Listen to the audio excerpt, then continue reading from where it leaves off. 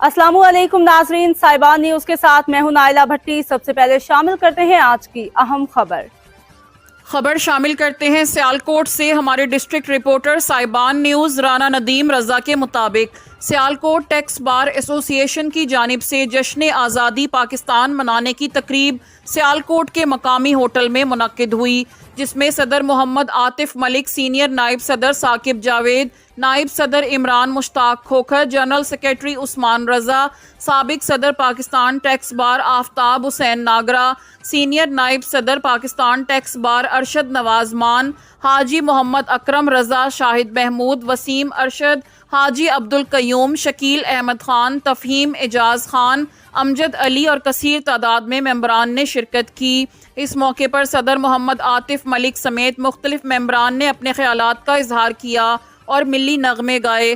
फ़लस्तीन के हक में और पाकिस्तान की सलामती के लिए दुआएं की गईं। जश्न आज़ादी का केक भी काटा गया। अब तक के लिए इतना ही। मजीद खबरों और अपडेट से बाखबर रहने के लिए देखते रहें साहिबान न्यूज।